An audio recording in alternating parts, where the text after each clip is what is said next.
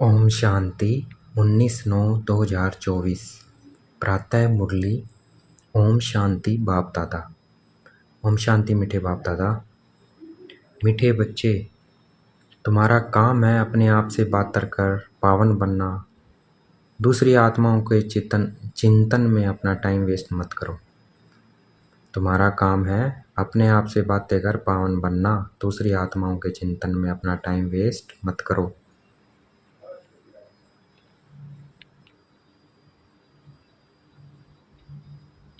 प्रश्न: कौन सी बात बुद्धि में आ गई तो पुरानी सब आदतें छूट जाएंगी? कौन सी बात अगर बुद्धि में आ जाए तो पुरानी आदतें छूट जाएंगी? उत्तर: हम वेद के बाप की संतान हैं तो विश्व के मालिक ठहरे। हमें देवता बनना है, यह बात बुद्धि में आ गई तो पुरानी सब आदतें छूट जाएंगी। तुम कहो न कहो आप ही छोड़ देंगे। उल्टा सुल्टा खान पान शराब आदि खुद ही छोड़ देंगे। कहेंगे वाह, हमको तो यह लक्ष्मी नारायण बनना है। 21 जन्मों का राज्य भाग्य मिलता है तो क्यों नहीं पवित्र रहेंगे?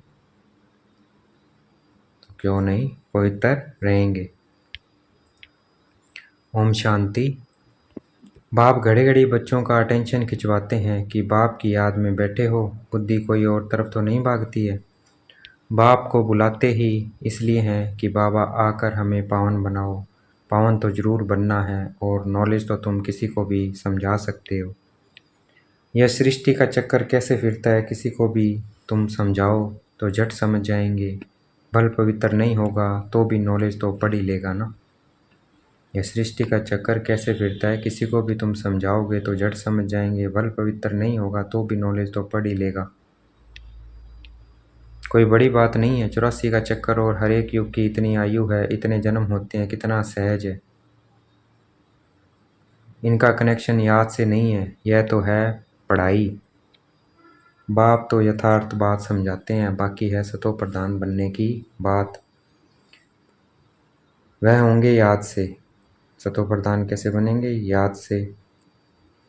अगर याद नहीं करेंगे तो बहुत छोटा पद पा लेंगे। इतना ऊंच पद पा नहीं सकेंगे, इसलिए कहा जाता है टेंशन। बुद्धि का योग बाप के साथ हो, इनको ही प्राचीन योग कहा जाता है। टीचर के साथ योग तो हर एक का होगा ही। मूल बात है याद की यात्रा से ही सतो प्रधान बनना है और सतो प्रधान बन वापस घर जाना है। बाकी पढ़ाई तो बिल्कुल सहज है, कोई बच्चा भी समझ सकते हैं। माया की युद्ध इस याद में ही चलती है। तुम बाप को याद करते हो और माया फिर अपनी तरफ खींच कर बुला देती है। ऐसे नहीं कहेंगे कि मेरे में तो शिव बाबा बैठा है, मैं शिव हूँ। नहीं, मैं आत्मा हूँ, शिव बाबा को याद करना है। ऐसे नहीं, मेरे अंदर शिव की प्रवेशता है, ऐसे हो नहीं सकता है। बाप कहते हैं मैं कोई में जाता नहीं हूँ। हम इस रथ पर सवार होकर ही तुम बच्चों को समझाते हैं। हाँ, कोई डल बुद्धि बच्चे हैं और कोई अच्छा जिज्ञासु आ जाता है तो उनकी सर्विस अर्थ में प्रवेश कर दृष्टि दे सकता हूँ। सदैव नहीं बैठ सकता हूँ। बहुरूप धारण कर किसी का भी कल्याण कर सकते हैं। बाकी ऐसे कोई नहीं कह सकते कि मेरे में शिव बाबा की प्रवेशता है।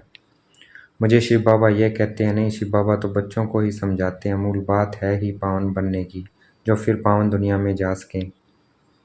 84 का चक्कर तो बहुत सहज समझाते हैं। चित्र सामने लगे हुए हैं। बाप बिगर इतना ज्ञान तो कोई दे न सके। आत्मा को ही नॉलेज मिलती है, उनको ही ज्ञान का तीसरा नेत्र कहा जाता है।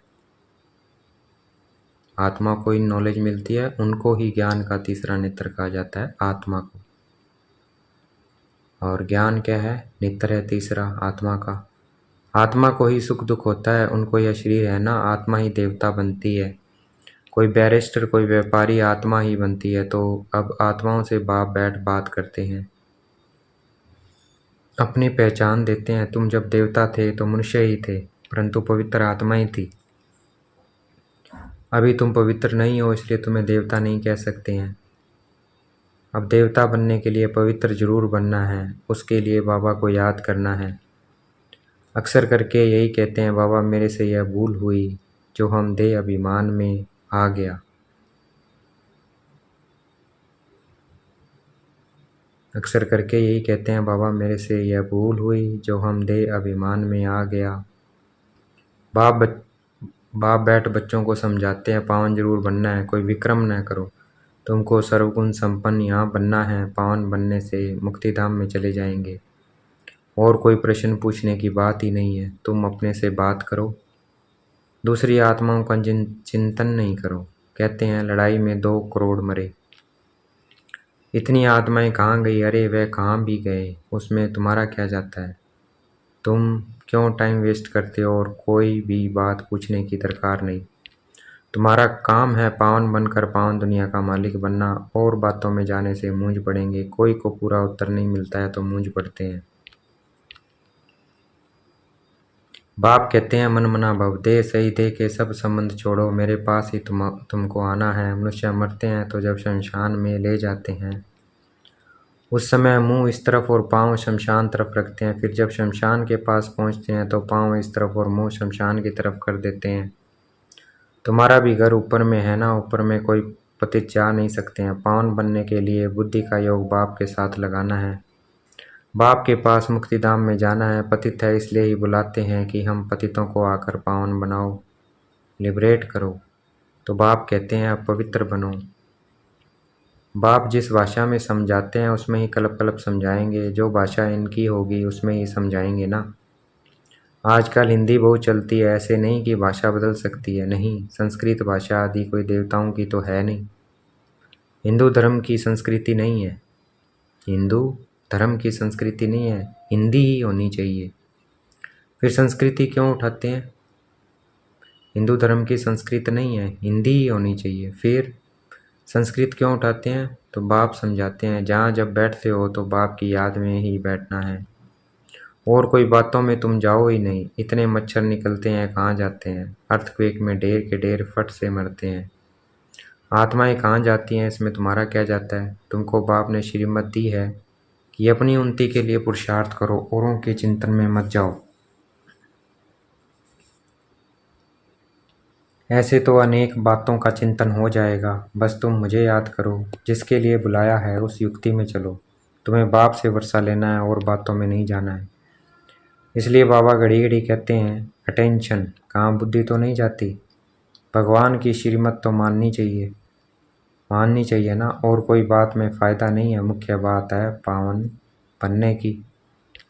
यह पक्का याद रखो, हमारा बाबा बाबा भी है, टीचर भी है, प्रिसेप्टर भी है। यह ज़रूर दिल में याद रखना है। बाप बाप भी है, हमको पढ़ाते हैं, योग सिखलाते हैं। टीचर पढ़ाते हैं तो बुद्धि का योग टीचर में और पढ़ाई में भी हो जाता है।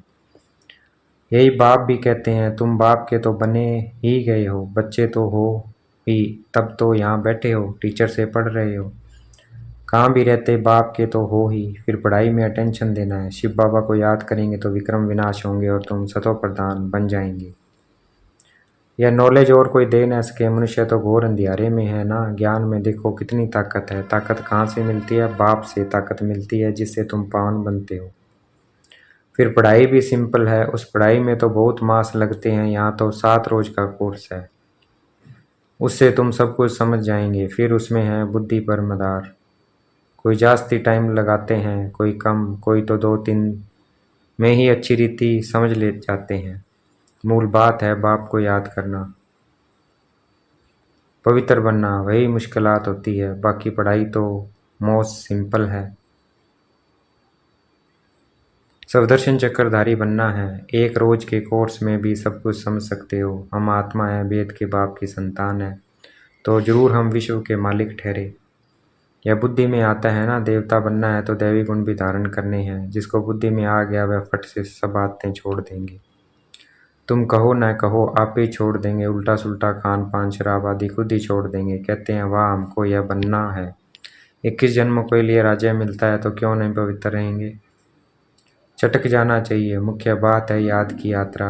बाकी 84 के चक्कर की नॉलेज तो 1 सेकंड में मिल जाती है, देखने से ही समझ जाते हैं। नया झाड़ जरूर छोटा होगा, अभी तो कितना बड़ा झाड़ तमो प्रधान बन गया है, कल फिर नया छोटा बन जाएगा। तुम जानते हो ये ज्ञान कभी कहाँ से भी मिल नहीं सकता है। यह पढ़ाई है, पहली मुख्य शिक्षा भी मिलती है कि बाप को याद करो। बाप पढ़ाते हैं निश्चय करो। भगवान वाच मैं तुमको राजयोग सिखलाता हूँ, और कोई मनुष्य ऐसे कह न सके, टीचर पढ़ाते हैं तो ज़रूर टीचर को याद करेंगे ना। वेद का बाप भी है, बाप हमको स्वर्ग का मालिक बनाते हैं, परंतु आत्मा कैसे पवित्र बनेगी है कोई भी बता नहीं सकते हैं। बल अपने को भगवान कहे व कुछ भी कहे, परंतु पावन बना नहीं सकते। आजकल भगवान तो बहुत हो गए हैं, मनुष्य मूंझ पड़े हैं, कहते हैं अनेक धर्म निकलते हैं, क्या पता कौन सा राइट है। बल तुम्हारी प्रदर्शनी व म्यूजियम आदि का उद्घाटन करते हैं, परंतु समझते कुछ भी नहीं है। वास्तव में उद्घाटन तो हो ही गया है, पहले फाउंडेशन पड़ता है, फिर जब मकान बनकर तैयार होता है तब उद्घाटन होता है। फाउंडेशन लगाने के लिए भी बुलाया जाता है, तो यह भी बाप ने स्थापन कर दी है। बाकी नई दुनिया का उद्घाटन तो हो ही जाना है, उसमें किसी के उद्घाटन करने की दरकार नहीं रहती है, उद्घाटन तो स्वतः ही हो जाएगा। यहाँ पढ़कर फिर हम नई दुनिया में चले जाएंगे। तुम समझते हो अभी हम स्थापना कर रहे हैं, जिसके लिए ही मेहनत करनी होती है। विनाश होगा, फिर यह दुनिया ही बदल जाएगी, फिर तुम नई दुनिया में राज्य करने आ जाएंगे। सतयुग की स्थापना बाप ने की है, फिर तुम आएंगे तो स्वर्ग की राजधानी मिल जाएगी। बाकी ओपनिंग सेरेमनी कौन करेगा? बाप तो स्वर्ग में आते नहीं है, आगे चल देखना है स्वर्ग में क्या होता है, पिछाड़ी में क्या होता है, आगे चल समझेंगे। तुम बच्चे जानते हो पवित्रता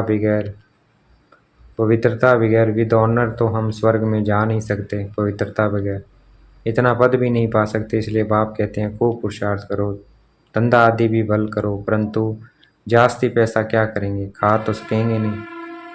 तुम्हारे पुत्र पोतरे आदि भी नहीं खाएंगे, सब मिट्टी में मिल जाएगा, इसलिए थोड़ा स्टॉक रखो युक्ति से। बाकी तो सब कहाँ ट्रांसफ़र कर दो, सब तो ट्रांसफ़र नहीं कर सकते हैं। गरीब जल्दी ट्रांसफ़र कर देते हैं, भक्ति मार्ग में भी ट्रांसफ़र करते हैं दूसरे जन्म के लिए, परंतु वह है इनडायरेक्ट, यह है डायरेक्ट।